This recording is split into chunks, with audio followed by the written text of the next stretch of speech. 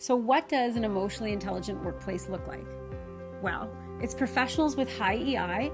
Those are the ones that have exceptional self-awareness, better control of their actions, more empathy for others. An increased level of EI also helps individuals manage stress better or build healthier relationships and be more successful in work and in life.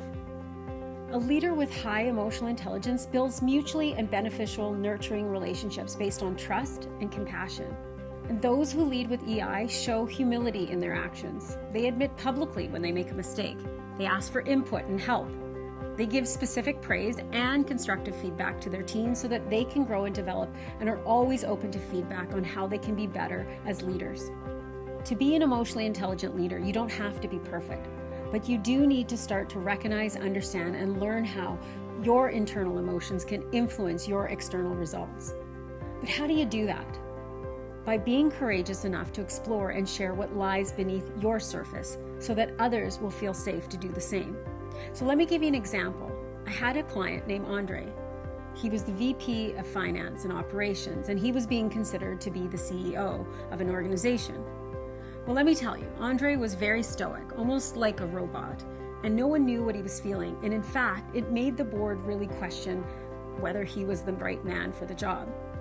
Well, I worked with him for over a year and a half, and I taught him how to express how he was feeling, letting people know what was going on for him internally, letting them know what his worries were, what his concerns were, what his stresses were, and so that when he made decisions, people knew what was going on for him internally, externally. I also helped him work on his public speaking skills. He was a very stoic man that didn't know how to use emotional expression when sharing thoughts and ideas.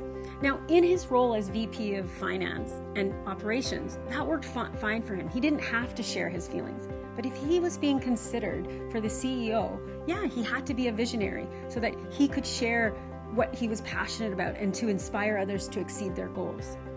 I mean, some roles suit a certain kind of emotional makeup. I mean, let's use an example. Do you really want an optimistic lawyer?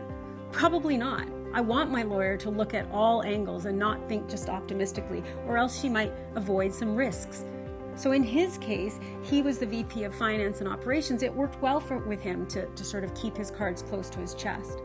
But the challenge was, to be a CEO, he had to be more emotionally expressive.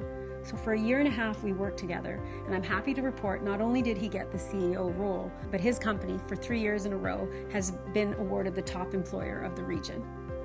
So what does an emotionally intelligent workplace look like? Well, it looks a lot like Andre's, and it could look a lot like yours. So what do you need to do to improve your emotional intelligence so that you can be another story like Andre?